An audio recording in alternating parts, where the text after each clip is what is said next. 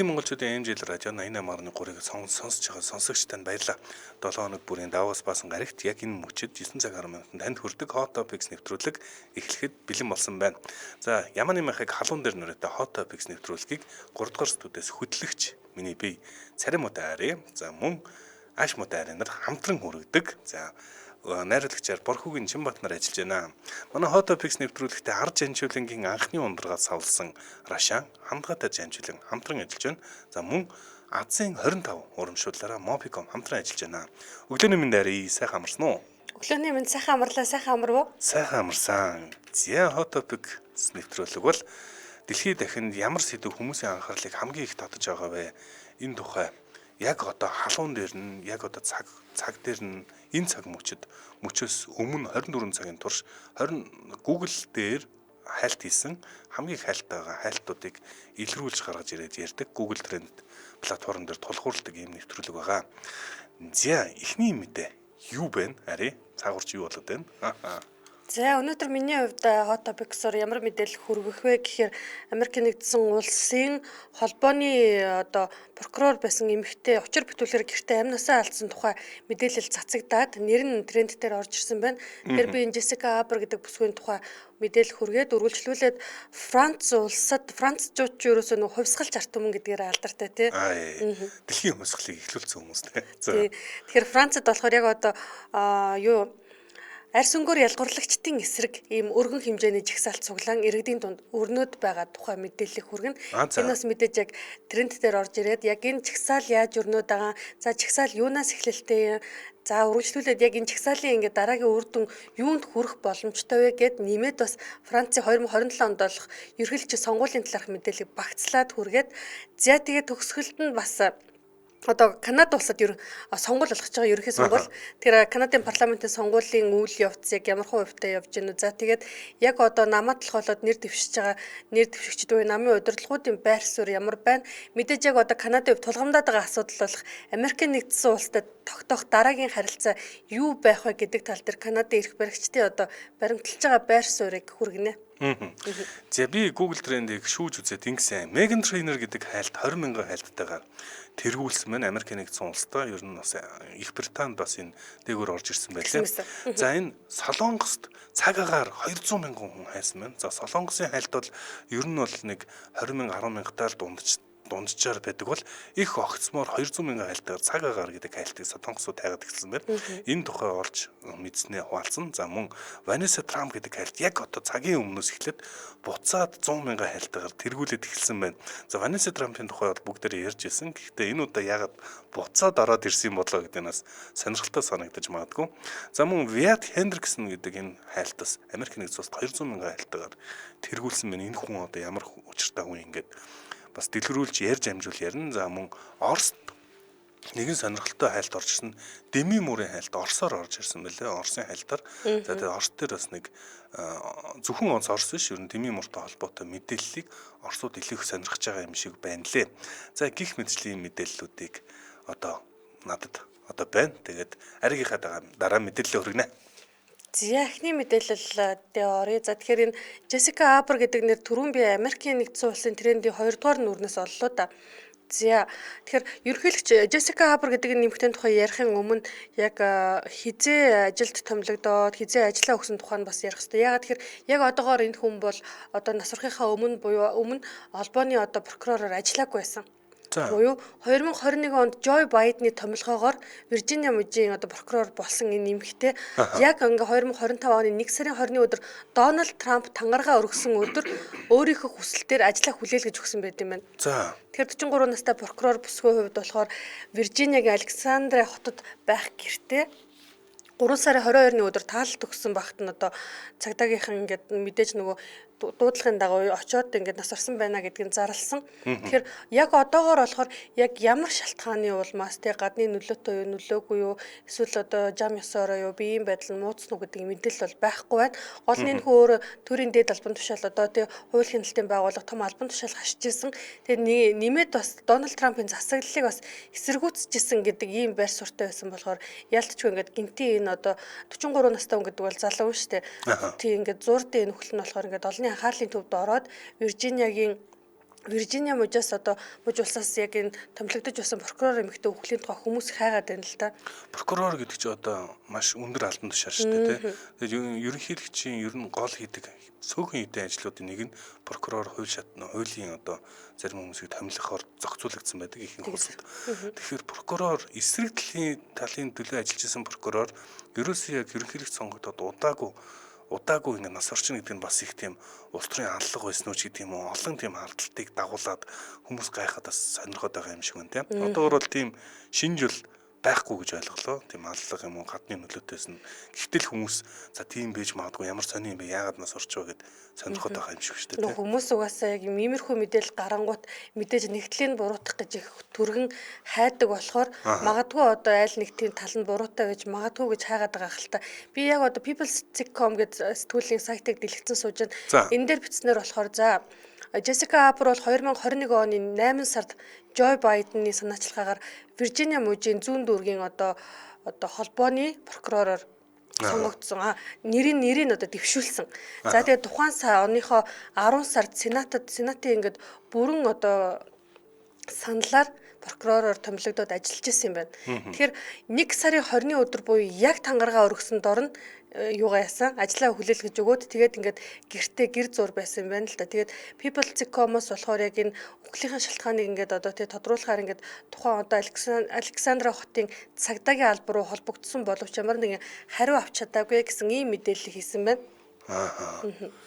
За тун харамсалтай хэрэг болсон байна. Би хамтран ажиллагчаа танилцуулаад бүгдээрээ нэвтрүүлэгтээ эргэн орцгоё. За манай Hot Topics нэвтрүүлэгтээ Ар Жанчивлангийн анхны ундрагаас олсон Рашан хамгаатай жанчивлан хамтран ажиллаж байна. Ар Жанчивлангийн аршааныг монголчууд эртээр үеэс олон төрлийн эмгийг илааршуулах, биеэ эрүүл байлгах зорилгоор хэрэгжилж ирсэн. Тэгэхээр эмч мааран будж уг аршаа хэрэглэхийг зөвлөдөг бас нэг тухайн үеийн ном судар тэмдэглэн үлдээсэн байдаг. Тэгэхээр илааршуулах чадварыг Монгол болон зөвлөлтийн эрдэмтэд 20 дугаар зуунд шинжлэх ухааны үндэслэлтэй судлаад энэхүү ундрага дээр түшиглэн анхны бүтээгдэхүүн болон сувилал байгуулагдж байжээ. За энэ одоо жанчивлан аршааныг бол бас их олон тохиолдолд хоол их идээд шингэхгүй байхаар идэхээр бас их дэмтэй над санагддаг. За дээрэс нь энэ шаардтай үед за нэг их шаарддаг юм шиг. Их уухад их тохиромжтой гэж олон хүмүүс сонсч ирсэн. Тэгээд ер нь бол зөвхөн ганц энэ хоол шингээхээс гадна хүний биед бол цаагаараа бас их илааршуулах алдартай, илааршуулдаг үйлчлэл гэдгээр алдартай Рашан миний бодлоор баг Монголын хамгийн алдартай Рашан баг шүү дээ. За тэгээд энд нь зориулаад одоо совиллын газар байгуулсан байдаг шүү дээ. Совиллын одоо анхны ундрах дээрс нь 2011 оноос хойш яг ийм эрүүл ахуйн шаардлага хангасан савлгааны дагуу инхүү савлаад хүрэж байгаа юм байна. Хүн шартгаар нөө биеинд хамаг эрдэс бодисоо алдчихад бие нуудаад байдаг. Жанчавлан гоонгууд биеинд эрдэсүүд хөгдөө шарталтай нөгөө зовиорууд бас дарагдаад ирдэг л дээ ялцчихгүй. За та хамгийн гол нь хандгаатай жанчвлан гэж байна. Хандгаатай жанчвлан гэж тавиал аль биесны Facebook пэйж нэгээ та бүхэн ороод дэлгэрэнгүй мэдээллийг аваарай. Мөн лайк дараарай. Харин утсаар мэдээлэл авъя. Хамтран ажиллая гэвэл 88 55 37 73 гэдэг дугаар руу залгана. 88 55 37 73. За манай Hot Topics нэвтрүүлэгтээ Ар Жанчвлангийн анхны ундрагаас олсон Рашан хандгаатай жанчвлан хамтран ажиллаа. Баярлалаа. За Hot Topics нэвтрүүлэг үргэлжилж байна. За миний одоо ихний сонгосон мэдээлэл бол Megan Trainor гэдэг нэр байгаа. Megan Trainor гэдгийг одоо манай Ари сая түрүүн яг хэлчихсэн ихэнх хүмүүс бас мэдгүй байж магадгүй гэсэн. Гэхдээ би тийм олон дуучин мэдгүй ч Megan Trainor-ыг бол сайн мэднэ. Яг тэгэхээр All About the Bass гэдэг нэг алдартай дуунд нэг дуртайсан. Тэрийг бүгд л сонссон баг. За тэр дуугаараа бас их алдартай. Энэ дуучин хүмүүсийн анхаарлын төвд орж ирээд гайхаад байгаа. За энэ одоо New York Post гэдэг одоо сайтн дээр Megan Trainor хүмүүсийг алмайруулад байна. Олимпик ашигласан байх магадaltaй гэсэн тийм гарч ихтэйгээр мэдээлэл одоо тараад байна. Йоо за энэ биш үстэ энэ мөн юм уу? За Megan Trainor гэдэг энэ дуучин одоо энэ жил 31 настай. За тэгээд ер нь бол All About the Bass гэдэг энэ дууга гаргахтаа нэлээд тийм махлаг гэдгээрээ алдартай байсан энэ дуучин яг одоо ингэ харсан чи танигдах болцсон. Хөө эн чинь баг би мега шиг болцсон байл гэсэн үг үстэй. Бүр ингээд нөгөө нэг шанааных нь яс масан зүгээр ингээд цаас зорхоор янзын ингээд юу болцсон ба штэ. Манайхаар нөгөө шүвээсэн Аня гэдэг үлээ. Аня гэдэг чинь арьс нүмерс яс гэдэг шиг болсон. Тий, айгүй хөөрхөн бондор дуучин гэдгээр алдартай байсан штэ. Бондор дуучин нэгдүгээр бондор тэгээ дуун хүртэл өөр албато бейс гэдэг чи одоо энэ баасын тухай бүдүүний тухай гэсэн утгаар ч юм уу тэр цаанаа тэгээд тайлбарч болох байтал тэгсэн чи одоо фэнүүд нь ингэж байгаа юм байна. Одоо энэ нөгөө дууга дуулахад хэцүү болчихд тэ энэ чи требл хийдэг болчихд тэ. Чичирдэг болчих тэгээ турхаа болсныг нь хэлээд ингээд шуугаад байгаа юм байлээ. За ер нь бол ингээд Олимпикийн дараагийн одоо энэ одоо юу гэх юм уу олонний анхаарал татуулж оруулж байгаа хүн тодорсон энэ бол Меган Трейнер. Хин гэхдээ бүр ямар амар тураа вэ тий. Харин энэ ингэсэн байна. 30 кг ассан гэж л. 60 баанд 30 кг ассан. Тэгээд энэ одоо Меган Трейнер өөрийнхөө ингээд нөө юуны тухай эрүүл мэнд гоо сайхны хаалганы тухай маш нээлттэй ярьдаг хүн юм байна л та. Тэгээд ингэж тайлбарласан байлаа. Би маш олон удаа ингээд нүүрэндээ мис хүргэсэн. Тэгээд би нүүрэндээ хитрхи их ботокстой болсон. Тэгээд би өөр инээж чадах байлцсан гэдэг ингээд инээдэг юм татуулсан нүрээ татуулсан.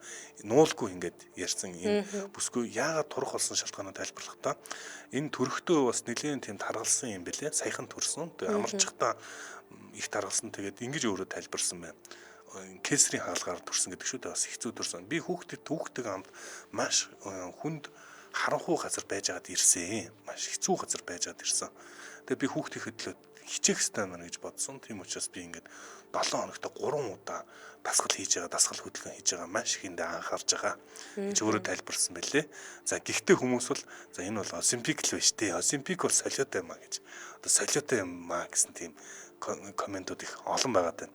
Тэгээд бас яриад Олимпикийн дараа требл ярьдаг болчлоо гэж нэг одоо хүн бичсэн байна. Тэгээд ер нь бол энэ одуудын одоо маш олон ингээд Олимпик гэх юм уу Олимпик гарснаас хойш ч юм уу огцом турцгаа одоо аль нь ч Олимпик гэж бол хэлэхгүй байна. Найрлагч нь Илон Маскийн амар зургийг өгчлөө бурхан минь. Энэ мөн үү? Илон Маск Олимпикт ямар хамаатай. Илон Маск Олимпик тарьсан харин. Тийм үү? Тий. Олимпикаар одоо нөгөө тураад байгаа алдартнуудын тоонд Илон Маскийн нэр яваад байгаа. Явд юм. Тий. За тэгээд сая нөгөө юун дээр за одыг буцаад га нөгөө зураг нь гараад ирлээ энэ бүр. Алаас. Яг ийм зургийг олоод та. Олимпикаар турсан хамгийн алдартай миний санаж байгаа нь хин Кристина Агилера. Кристина Агилера бүр шал өөрхөн болоод гараад ирсэн. Тэгээд хүмүүс ирэхдээ 20 насаар залуучсан байна. Олимпик ч яадаг юм. Бас залуужуулт юм уу гэд хүмүүс асуугаад байгаа тий. За ямар ч гэсэн ингээл ерөөсөө Олимпиктэй холбоотой ингээл мэдээлэл дараа ээлжид мэдээлэл юм байна. Энэ Минка Келли үлээ энэ интиг гаралтай бас Холливуудын комедийн нийтмийн жүжигчин бүсгүйч хардаа эднэр бүр гэхдээ нөгөө өөр хүмүүс бол гарч ирээд байгаа. Одоо сая сүүлд болсон Оскарын үеэр үлүүдээ Селена Гомес бүр ингээд бүр тийм шүү дээ. Селена Гомес Олимпик гэж байгаа шүү дээ. Селена Гомес чинь амар болсон юм шүү. Олимпикт бол тэгэл ерөөсөө. Олимпик чинь уг нь яг нөгөө зориулт нь болохоор уг нь бол тураах тариа биш юм билээ шүү дээ. Уг нь тураах тариа биш нөгөө чихрийн шичэндээ хүмүүс хоёрдугаар төрлийн чихрийн шичэндээ хүмүүс зориулсан юм тариа юм билээ. Гэхдээ сайн тал нь одоо дагвар энэний үйлчлэг нь одоо тураадаг үйлчлэгээтэй гэх юм уу. Тэгээд ийм одоо цадах мэдрэмжтэй бодис солилцооны зохицуултыг хурцгаж өгдөг. Ер нь бид нар тархалцаад байгаа чинь нэг ийм бодис солилцооны тэнцвэргүй байдалд орсон байгаа. Тэрийг нь одоо өөрчилж өгдөг ч гэдэг юм уу гэж эмчнэр тайлбарлаад байгаа. Зөвхөн хамгийн гол Олимпикийн бас нэг асуудал нь сөрөг нөлөө баг гэж одоо үзээд байгаа юм шиг үлээ. Одоо тэрийг нь бол сайн мэдгүй. Ямар ч гэсэн тимийн тул одоо одууд одоо ялангуяа Холливуудын одууд олноор одоо ингээд Олимпик гэдэг ашиглаад байгаа юм шиг лээ те. Би нэг юу хайж уншсан. За хайж гэжтэй энэ мэдэн дундал таарсан. За нэг Трейси Морган байлуу да бас нэг ивтийн мөнгөтэй арьстай олонний танил алдартай байсан. Тэгээ Олимпик хэрэглэж би турхай хувьд бол турсан. Гэхдээ ингээд бие маань их султай болсон. Тэгээ ингээ үе амьсгаа давхцаад байдаг болсон. Ер нь бас таарах хүндэд таардаг, таарахгүй хүндэд таардгүй юм байна. Тэгээ би одоо Олимпик хэрэглэж турсандаа харамсаж байна гэд бас тэгсэн байсан. Энэ нөгөө хин Ариана Гранде хамгийн одоо нөгөө сөрөгдлийнхэн те. Тийм шүү дээ. Ариана Гранде угийн туранхай штэ. Тэр одоо хаашаа нэмж турах юм гэсэн чинь бүр сүүлийн үед бол бүр нөгөө энэ чинь нөгөө бас нэг онш байдаг да хит турах нэг тийм сэтгцийн бас эмгэг маягийн зүйл болцсон уугүй гэмээр бүр яг утгаараа юм яс болцсон юм шиг харагдаад тий. Бүр нүд талтрам эвгүй болцсон хүмүүсс байгаа тань. Тийм нөө нэмгийн шар хүмүүс чинь турхаараа бүр л ингээд нэмгэрээд арьсан ч нэмгэрээд шиг харагддаг юм л шүү дээ. Аа. За эмжил цогтой хүүе мөн үү дууг нь сонсож байсан гэсэн байна. За Илон Маск юу гэнэ? За энэ дэшиг үст Илон Маскын балер мохог үзээтэй зураг гараад ирсэн. Харин тийм ээ. Тэгээд Олимпик ашиглаад бидээ ягаад юм бэ шүү дээ анхаарал юм ба шүү дээ тийм. Манай таньдаг дүү Олимпикоор 26 кг турсан амар турдаг юм байна лээ. Хэрсүү их цуура битсэн байна. За, гол нь бид сөрөг нөлөө байна гэдээсэн барьж чадахгүй болохоор дахиад жин нэмчихэж байна гэсэн. Тэгээд би түрүүн бас ингээд сонирхоод Олимпик үүн гэж хайлаа л да. Тэгэхээр яг ингээд нөө хэрэгжилж үдсэн яг худалдаж авсан хүмүүс л мэдэхгүй бол би бол сарын хэрэглээ нь $1029 гэдэг тийм хайлт бол Google-с олж ирсэн шүү дээ. Харин тийм $1000 сарын хэрэглээ нь $1000 гэхэр бас л тий. Энэ ийм л Олимпикийг бол яг нөө эмчийн зөвлөгөөгөөр л өгдөг юм байлаа. Ялангуяа Японд, Америкт бол хамгийн өндөр гэдэг $1000 сарын ингээд зардал нь $1000 гэхээр одоо монголоор бол бараг 3,500,000 хавцаа $1000 зардал болж байна. За энэ одуудад бол нэг сонирм биш болохоор гайхалтай. Бид нар чинь зүгээр цайны мөнгө хэлсэн юм чинь бол нэг удаа олон мөнгө тий. За хамт ямар идэж болсон биш яаж вэ? Үгүй мэдгүй байд $1000 цаадуулж винож тоож авч явахгүй. Тийм үү. За тэгсэн чинь энэ юу юм бэ лээ? Японд хамгийн хямдхан байт юм бэ лээ. Японд сарын зардал нь $100-аас $200 болдог. Тэгээд ягаад юм гэхээр Япон бодлогын чанартаагаар энэ Олимпикийг нөө татаастай юмд оруулсан байдаг. Японд бол хамгийн хямдхан. Гэхдээ та Японд Олимпик ашиглахын тулд заавал эмчийн одоо хяналтанд доор эмчийн бичгээр ашиглах ёстой тий. За, жингийн тоо чухал бишээ булчин өө хідэн хөв байдаг нь чухал гэсэн байна. За, Монгол ах нар шиг гүзээтэй юм байна штэ Илон Маск асууя ирээдсэн. Би тэгтээ Илон Маск ийм зургийг хизэж харж байгаагүй сая бүр очирдлоо штэ. Юу вэ л гэж бодлоо яг хүний. Тэгтээ манайх тэгэл гоё сайхан хүн штэ. Тэгээд танаа ах чи харин түрүүн ямар асуудалд холбогдчихлоо. Ямар асуудал? Прокурорын асуудал ч гэсэн эйгүүцсэн юм шнэ. Йоо, үгүй манай ахыг холбоотой би нэг үг хэлээгүй шүү. Ёстой яг ойр зургийн хов болгоцсон. Танах. Зэ дараагийн сэдвлэг орцгоё. За дараагийн сэдв бүгд найрамдах Франц улстай холбоотой сэдв байна. За өнгөрсөн баасан ер нь энэ өнгөрөх амралтын өдрүүдээр Францад одоо арьс өнгөний үзлээр ялгуурлан гадуурхагчдын эсрэг жигсаал цуглаан нэлээ өргөн дэлгэр хүрээтэй боллоо. Тэгэхээр энэ одоо жигсаал цуглааныг заяа бүр ингээд би энэ тоог нь уншаад 500 үйлдвэрчний эвлэлийн дэмжлэгтэйгээр 140 жигсаал цуглаан болсон Францд. Тэгэхээр энэ бол маш өргөн хүрээтэй болж байна л да. Тэгэхээр одоо энэ эв нэгдлийн марш буюу одоо эв нэгдлийн жигсаал гэж нэрлэдэг байгаа энэ одоо групп нь одоо Британий одоо арьс өнгөний үзэлд үгүй гэж хэлцгээе гэдэг ийм бүлэглэлтэй бас хамтран ажилладаг ийм газар юм байна. Гол нь энэ жигсаал юу гэсэргүүц жигсаад байгаа юм бэ гэхээр энэ хүмүүс одоо нөгөө Францын улс төрийн одоо хит барууны үзэлтэй үндэсний фронт гэдэг намын Марин Ле Пен гэдэг улс төрч эмэгтэй байдаг байгаа да. За эдний намыг эсэргүүцэж чагсаад байгаа юм байна. Гол нь ингээд нөгөө одоо энэ хит барууны үзэлтэй энэ намын одоо нэрээ өөрчилсөн байна. National Front байсан бол National Rally болгоод тэгээ үндэсний одоо чагсаал гэдэг ийм нэртэй болгонгууд нь хүмүүс эсэргүүцэж чагсаад байгаа нь юу вэ гэхээр Марин Ле Пений нам бол фашист нам юм аа. Хэрвээ энэ нам одоо 27 оны сонгуулиар тийм үү ерөнхийлөгчийн одоо жигсаа юунд сонгуульд нэр дэвшээд Марин Ле Пен гараад ирэх юм бол манай улс фашист болох гээд байна. Фашист улс болох гээд байна гэд хүмүүс чагсаж одоо гудамж талбайд гарч ирээд байгаа юм байна л та. Тэгэхээр ер нь одоо 2027 оны Францын одоо ерөнхийлөгчийн сонгуульд хэн ба Эммануэль Макрон бол өрсөлдөх боломжгүй. Ягаад тэгэхээр бүрэн эрхийнхэн хугацаа 2 ч удаа сонгогдоод дууссан байгаа тий. 2 дахь удаа сонгогдоод ингээд дуусчих юм биш тий. Тэгэхээр 3 дахь удаага өрсөлдөх боломжгүй. Тэнгүүд одоогоороо бол хамгийн түрүүнд нэр дэвшгээр ингээд тодорцсон байгаа хүн болохоор Horizons гэдэг намын Эдвард Филипп гэдэг хүн тодорцсон байгаа юм байна. Эннээс ингээд одоо явсаар агаад одоо тэр үндэсний ралли намын Марин Ле Пен яригдж байгаа. Энэ угаасаа одоо дэвшиг нь бол тодорхойлох өмнөх сонгууль дээр нэр дэвшсэн юм шүү дээ энэ ч одоо. Энэ ерөнхийлөгчийн сонгуулийн тухай ярьж байна. Энэ чинь парламентын сонгуул ерөнхийлөгчийн сонгуул гэдэг тусдаа байдаг. Ерөнхийлөгчийн сонгуулийн тухай ярьж байна. Ерөнхийлөгчийн сонгуул. Тэгээд энэ дээр явж байгаад одоо социалист намаас өмнөх ерөнхийлөгч Франсуа Олланд бас нэр дэвших тухай яригдж байгаа. Тэгэхээр ер нь бол Марин Ле Пений хувьд болохоор чи аав нь мэдэн штэ те Жон Марин Ле Пен гээд Мэдгүй. Аав нас өөрөө яг энэ нөгөө нэг юу баруунч үзлээ ерөнхийдөө за Францад бүр түгэн дэлгэрүүлсэн хүн гэж явд юм бэлээ. За тий Холокостыг өгөөсгөгчтэй еврей эсрэг үзэлтэй гэдгээр маш их алдартай хүн байсан юм бэлээ. Ер нь тийм одоо үнсэрхэг үзэлтэй хүн юм ба шүү дээ. Тий 2025 оны 1 сард одоо 96 97 настай нас барсныхаа дараа бүр ингээд томоохон хэвлэлүүдээр бид Жон Марин Ле Пенийг одоо фашист хүн байсан гэдгээр нь санаж явах болно гэдэг ийм нийтлүүд гарцсан заяа. Гэхдээ нөгөө Францын улс төрийнхөө маш том тоглогч нь байсан. Одоо ингэ одоо бид нартай ингээл нөгөө томоохон улс төрчдийнхөө нэрийг хэлэнгүүт тэр хүн бүгд таньдаг штэ. Яг л тийм хүн байсан. Тэгээд одоо ингээд өөрийнх нь үүсгэн байгуулсан намын охин нь ингээд удирдагчаар нь гараад заяа. Тэгснэ охин нас айгүй амбицтай Марин Ле Пен гэдэг одоо яриад байгаа нь шаргал төстэй бүсгүй маань яаж юм гэхээр аавыгаа үүсгэн байгуулсан намаас нь гаргаад ягаад тэгэхээр аавынхаа нэртэй ингэж би хутгалтмааргүй байна. Би бол тусдаа улс төрчхөө ингэж заяа. Тэгээ сүүлийн жилүүдэд аав нь ингэж үүсгэн байгуулсан намынхаа үйл ажиллагаанд оролцох төлөөлөх ирэхгүй болсон байсан бүр. Тэгэхэд одоо намаас наавыгаа хөөцсөн гэсэн юм уу? За ер нь нэг үгээр тийм. Тэгэхээр бас л улс төрийн амбиц гэдэг бол айхтар байгааз. Айхтар юм аа. Энэ ер нь дэлхийд даяар энэ баруунч үзлүүд одоо нэлээд буцаж сэргээд хаасаагүй ялтууд байгуулад байгаа шүү дээ. Би буруу санаагүй. За Германд бол одоо сая юу бол одоо AfD нам бол маш өндөр санал авсан. Гэхдээ хараахан бол ялаагүй. Гэхдээ хоёр дахь хүчин болоод хуурсан. Энэ чинь бас 16 онд байгуулагдсан нам гэхэд бүр ингээд гайхмар үзүүлэлт байгаа. За хамгийн алдартай одоо баруун талын үзэлтэй хүмүүсийн нэг Хавьер Милей Аргентиныг ялт байгуулчлаа. Америк нэгдсэн улсад ингээ ялт байгуулчлаа. Тэгэхээр юу дэлхийд даяараа юм баруун тал руу явж байгаа болохоор Францад ч гэсэн баруунч үзлийнхэн ялах магадлал бас байгаад ах шиг байна тий. Байгаад байгаа болохоор одоо энэ дараагийн ингээд нөгөө нэг сонгуульд ч юм уу тий хүмүүсийн ингээд нөгөө байр суурь нь Марин Ле Пений фашист гэж яригадаад байгаа намыг гаргахгүй тул одоо ингээд 100 одоо 500 үйлдвэрчний эвлэлийн дэмжлэгтэй 140 газар жагсаал болно гэдэг бол бас айхтар л тоо баримт надад санагдаад байгаа хгүй одоо манай жагсаал болохоор төв талбай дээр л болдог штэ нэг л газар гэсэн үг штэ тэгэхээр 140 газар гэдэг бол тэгэл одоо жишээ нь энэ дэр би Socialist Workers Co UK гэдэг сайтыг хараа сууж ийн л та.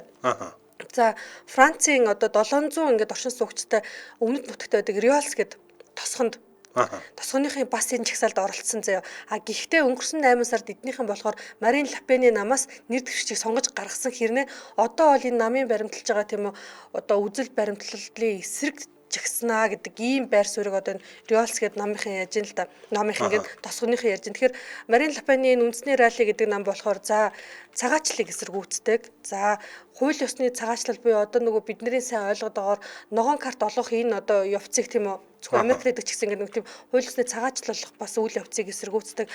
Францын үндэсний ингээд үзлийг хамгаалахыг дэмждэг. За тэгээд хууль бус цагаачлалыг ямар нэгэн байдлаар зогсоох, нутгаасаа ингэж гаргахыг ингэж дэмждэг ийм хатуу үзэл баримталтай нам. Тэгээд яг одоогийн болж байгаа жагсаалд ерөнхийдөө бол өнгө тарьстай хүмүүс. За тэгээд нөгөө алдартай ойрхот орнууд, арабын орнуудаас дөрвж ирсэн хүмүүсийн жагсаалд их төлхөө оролцож байна гэсэн бэлээ. Энэ ихтэй Францын ерөнхийлөгчийн сонгуульч 2027 онд болох юм байна шүү дээ. Тэрний одоо гараа гэх юм уу одоо сунгаан одоо бараг л ингэж эхэлж байгаа юм байна. Батбаяр Бата үндэсний үнэт зүйл тархалгаа хамгаалах зүүн хэрэгээ уламжлалт үзэл санаагаа хамгаалах консерватив намууд хүчин авч байж байна боломж нь хөө гинэ. За ингээд бас улс төр ярихаар чи баруун зүүн эсвэл үзлүүд ерөөсөө яг санал нийлдэг. Гүй шахуу одоо нэг гэрт амьдарч байгаа хүмүүс хүртэл хоорондоо муудалцсан сууж идэг үстэй тий. За тэгээ тийм сэдв ямар ч гэсэн зүүн талын одоо ийм зүүнийхний жигсаал хийхүү болж байгаа юм байна. За дараагийн мэдээлэл рүү бүгдээрээ орцгоё. Солонгост 200 мянган хайлтаагаар ердөө хэдхэн цагийн өмнө 3 цагийн өмнөөс трендлээд эхэлсэн байна. Солонгост 200 мянган хайлтаагаар 3 цагийн өмнөөс 1000% өсөлттэйгээр цаг агаар гэдэг хайлтын хүү трендлээд эхэлсэн байна. За энэ яагаад ингэж трендлээд байгаа шалтгаан одоо яг бодвол яг ингэж нөгөө юу яхаар өөрт нь мэдрэгдэхээр нэгтэй байгаа юм билгүү дээ. Солонгост асар хуурай одоо салхитай цаг агаар үргэлжилж байгаа юм байна. Тэгэд энэ бас Монголтой холбоотой. Солонгосын мэдээллийн сайтууд дээр Монголын говьоос ирсэн одоо шороо наашаа ирлээгээд маш нарийн ширхэгцэртэй одоо тоосууд нь одоо Солонгосыг зориод байгаа юм байна. За үүнтэй холбоотойгоор нэгдүгээр маш их салхитай, шуургатай, тоосчлалтай байгаа. Цаг агаарын байдал жоохон хэцүү байгаа болтой. Энийг дахад Солонгосоос зөндөө болон газар одоо түүмэр аваад байгаа юм байна. Хуурай газараас болоод хуурай цаг агаар, хуурай юм салхитай байхаар чинь одоо салхич нь гал гарах юм бол одоо ингээд түүмэр болгочдөг те. Нилээх түүмэр болоод байгаа. За зөвхөн чэжүү хэсгээр л одоо жоохон юутай байна. Бороотой бус газрууд орол ер нь нэмэргүй байна гэсэн юм мэдээллүүд гараад. Тэгээ ойрын ийм одоо цаг агаар хизээ хэд хүртэл үргэлжлэх юм бэ, яах юм бэ гэд ингээд сонирхоод хүмүүс хайгаад байгаа юм байна. За юунтэд байгаад бас Солонгос Япон ч яг зэрэгцээд одоо энэ Монголын их говийн шуурганд өртдөх юм билээ шүү дээ. Тэгээд очихдоо миний ойлгосноор бол за манай энэ Монголд ингээд шуураад байгаа шуурга бол ийм том ширхэгтэй. Тэгээд Солонгос руу очиж байгаа нь болохоор тэр томууд нь тэр хүрч чаддгүй жижиг ширхэг нэмцрүүд нь одоо маш жижиг ширхэг нэмцэртэй тооснууд нь очиод тэр нь бас тийм тоохгүй маш хэцүү байдаг юм шиг байна. За Солонгост амьдарч байгаа хүмүүс байгаа бол манайх ямар байгааг нь хэлэх байх те. За түүмэртэй холбоотой гэж түрүүн бас яг хэлсэн байна. Түүмэр бас энэ одоо салхитай хуурайхан цаг агарсан болоод нэлийн одоо асуудал үүсгэж байгаа юм байлээ. За Японд бас дагаад цаг агаартай холбоотой мэдээллүүд бас яг дагаад хайлтаар тэргүүлээд эхэлсэн байсан. Үүнтэй зэрэгцээд нэг зүгээр сонирхолтой мэдээлэл нь Японд ч хаана хизээ одоо Cherry Blossom гэдэг хайлтаас дагаад одоо яасан трендлээд эхэлсэн байна. Солонгост ч гэсэн яагаад юм гэсэн чинь яг одоо ч нөө сакура дэлгэрдэг цаг юм ба штэ. Тэгэд хаана хизээ яг хэдэн цагаас ямар шүү байдлаар сакура дэлгэрхээ хүртэл ингээд төлөвлөлтөд хүмүүс тэгж гаргадаг. Цагаар нь бол мэдгүй ямар ч гэсэн өдрөөр энэ хэсэг өдрүүд ингэж сакура дэлгэрх нэ гэдэг одоо юу гаргадаг юм бэ лээ. Урьдчилсан тооцоо гаргадаг юм бэ лээ. Тэгэхээр энэ 7 хоногт бол сакурагийн 7 хоног болох юм байна.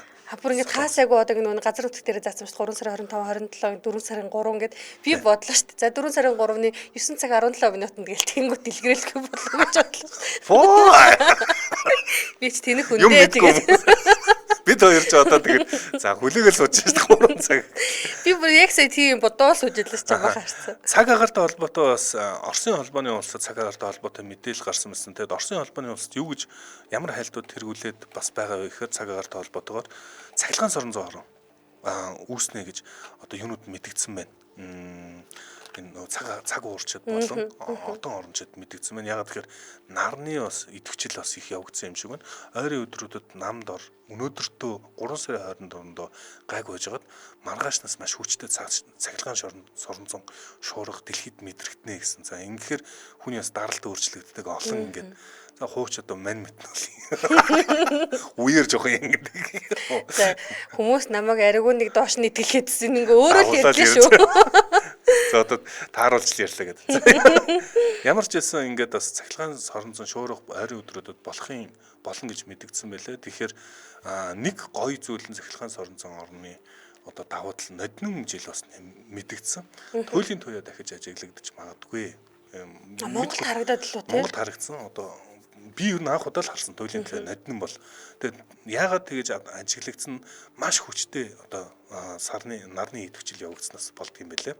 Энэ жил бол бас нагч магадгүй гэхдээ сайн мэдэхгүй нь ямар ч гэсэн бас их хүчтэй юу цахилгаан соронзон шуурга болох юм байна шүү. За Hot Topics нэвтрүүлгийн хамтран ажиллагчаа танилцуулдаг гэх Азийн 25 урамшууллаараа Mobicom хамтран ажиллаж байна. Цэнгэл машинтай бол гэсэн бүрээд байгаа. За Mobicom компани Азийн корпорац Азийн 25 урамшууллаа зарлаа 5 ширхэг Suzuki Jimny гэдэг автомашина 5 ялагчид тодруулаад гардуулж өгсөн байгаа. Тэгэхээр одоо супер шагнал Land 300 GXR машины ялагч тун удахгүй тодорноо. Тэгэхээр яг одоо ч гэсэн 14,000 болон түүнээс дээш үнийн дүнгээр зэнэглээд ялагч болох боломжтой. Зя одоо Suzuki Jimny бол миний бас мөрөөдлийн машин зүгээр ягаад ч юм бэ? Би ер нь бол Suzuki Jimny унахгүй байх. Гэхдээ л ингээд нэг шохороход байдаг. Зүгээр хожчих юм бол хагартлаа баярлах байх. Тэгээ 5 хүн авцсан юм байна. Миний жоохон хатархал дурж байгаа. Тэгсэн чи одоо удахгүй бүр их хатарх хүн одоо тодрох юм байна. 25 оны Land 300 цоон шинээр GXR гэдэг энэ одоо машиныг хожих боломжтой болох юм байна. Та тэгэхээр энэ урамшуулт яаж оролцох вэ гэхээр 14,000 төгрөг болон түүнээс дэш үнийн дүнгээр цэнэглээд нэг эрх авна. За тэгэхээр 3 эрх та авчих юм бол ямар ч хэлсэн супер шагнал болох 2025 оны Land Cruiser 300 GXR-ын тохиронд оролцох боломжтой болно. Нэг нэмэлт мэдээлэл өгчээ.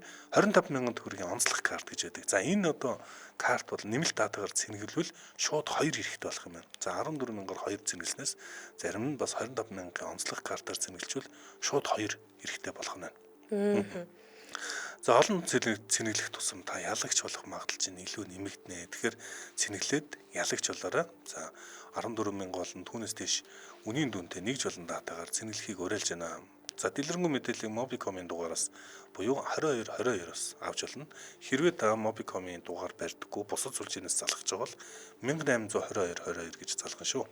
За манай Hot Topics нэвтрүүлэгтээ Азийн 25 урамшууллаараа цэнэгэл машинтай болоорой. Mobicom хамтран ажиллаа. Баярлалаа. Баярлалаа. За Hot Topics нэвтрүүлэг үргэлжилж байна. За энд ингэсэн байна.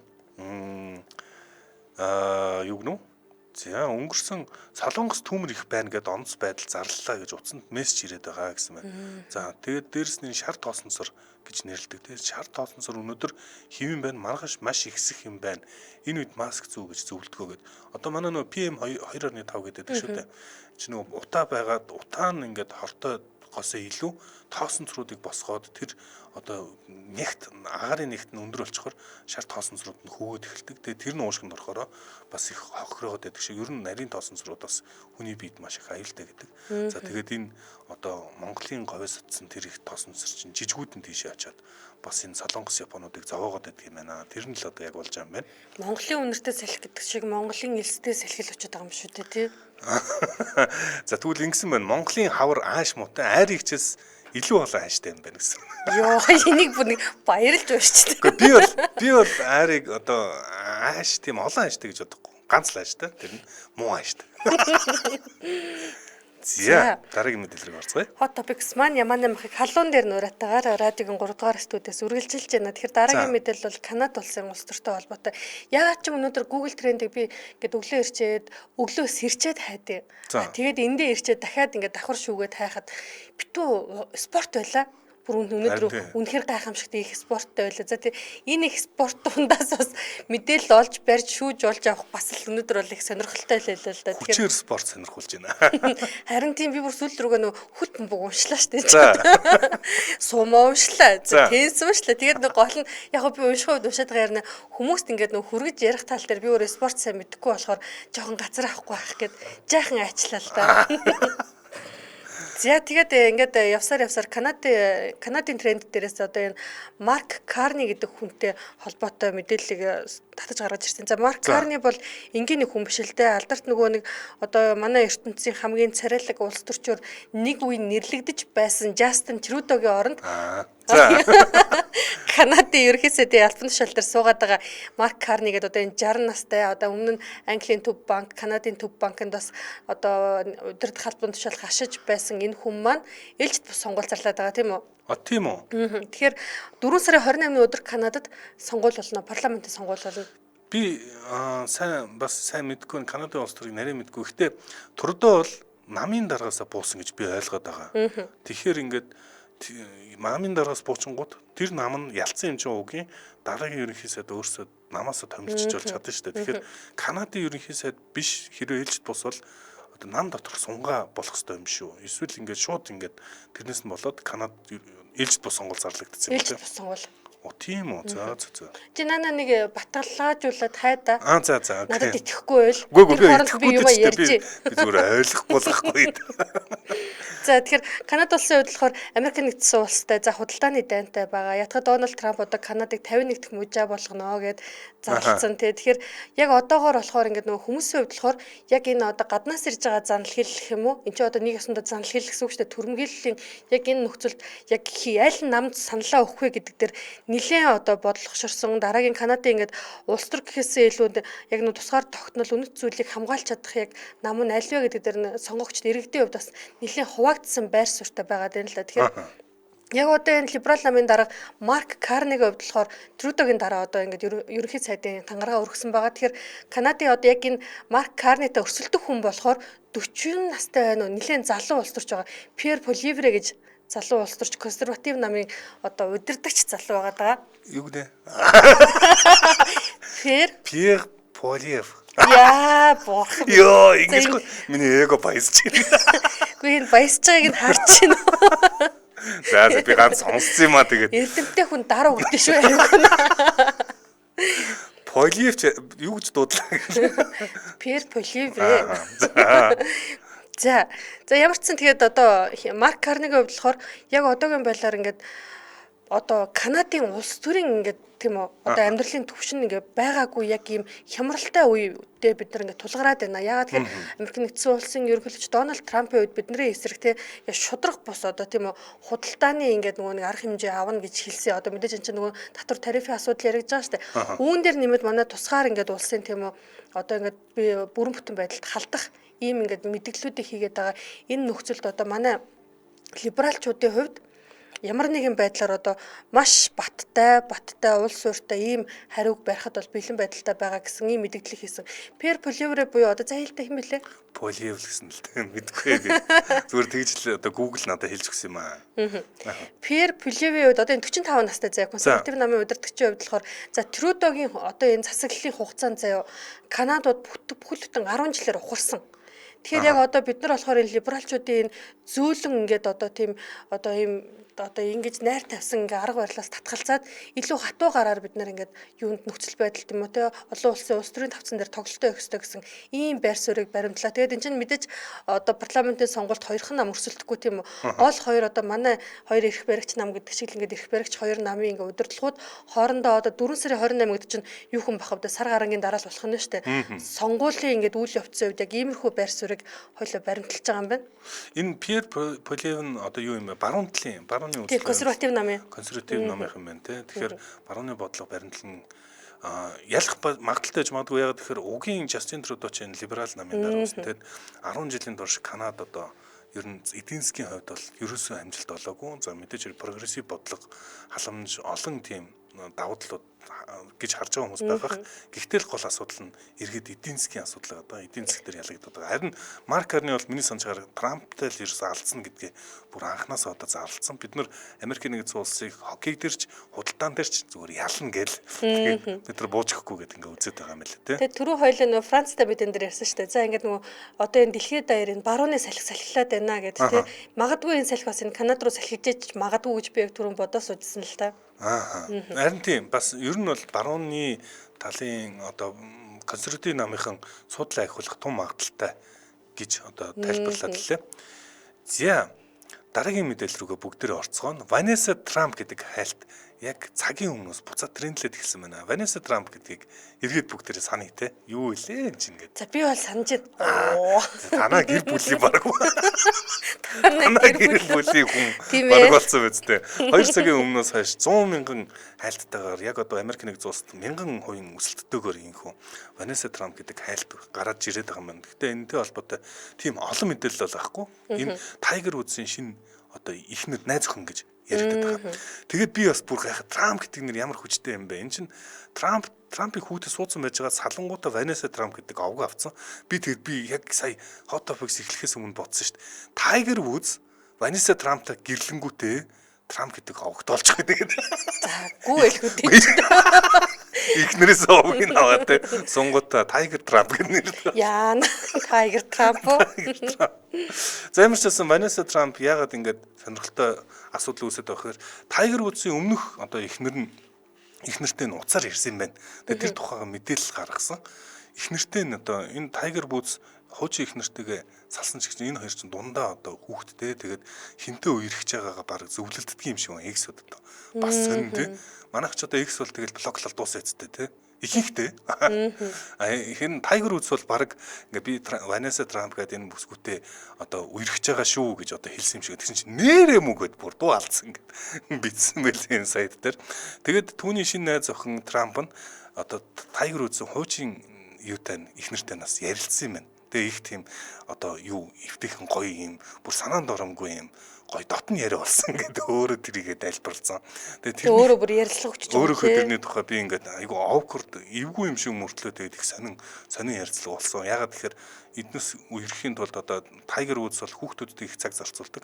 Хажууд нь хэн байх нь их чухал гэдэг юм шиг хүүхдүүдийн хин ойрхон их чухал. Тийм учраас хуучин ихнэр нь ингээд заавал яар гэж барыг шаардсан юм уу? Би одоо барыг л тэгж л ойлгосон. Ямар ч юм Ванесса Трамп гэдэг хүн одоо Трампын хуучин ихнэртэй ярьсан гэл одоо шуугаад юу болсон юм бэ гэл одоо шуугцгаад байгаа юм байна. Айгу хариуцлагатай эрүүл харилцаатай юм тий? Мэдгүй би одоо дунд нь гэж хэлсэн. Бүгд сална гэж чи. Бүгд сална. За би зөвөр ингээд нэмээд ганц хоёрхан мэдээлэл нөгөө эхлэхт нь хэлсэн учраас ямар шүү юм болсон 5 дахиад ингээд хөргөчий гэж бодлоо. Виат Хендриксон гэдэг энэ Америк нэгдсэн улсын NCAA одоо улсын аврах шалруулах одоо барилдааны тэмцээнд нэг төрүүлсэн залуу Трамп руу ёслол үйлдсэн байлээ. Ялт үзүүлэнгүүд өөрлөн заснаа ёслол өгүүлдээд тэгээд очиод хэврэлдээд Трампыг дэмжиж байгаа байдлаа харуулснаар ингээ хүмүүсийн анхаарал татаад байгаа. За Деми Мур бол Эштон коучрийнхаа тухай маш муу ярьслаа өгсөн. Тэрнээс нь болоод бас юм хит болоод байгаа юм байлээ. Эштон коучрээс болж бид нэр одоо групп юу хийдэг байсан. Би тэгээд өөртөө итгэхэд хамаг юм Эштон коучрээс очиж алдсан. Одоо хүртэл миний амьдрал энэ надад салтай харилцаа нь ингээд өөртөө итгэхэд ирчүүдэд итгэхэд маань байхгүй болчиход байгаа гэдэг. Ийм ярилцлаганаас нь болоод хайлт болоод байгаа юм билээ. За энэ хүрээд манай өнөөдрийн Hot Topics нэвтрүүлэг өндөрлөх болсон байна. Манай Hot Topics нэвтрүүлэгтээ Арж Жанжуулангийн анхны ондрогоос олсон Рашан хамгаатай Жанжуулан хамтран ажиллаа. За мөн Азийн 25 урамшууллаараа Mobicom Цэнгэл машинтай болгооройгоор хамтран ажиллаа. Сонсогчдаа өргөжлүүлээд радио мэдээгөө хүлээн аваарай. 10 цаг 10 минутаас манай эфир хөгжим төд нэвтрүүлгээр үргэлжлэх болно. Баярлалаа Ашмута. Баярлалаа Царамута.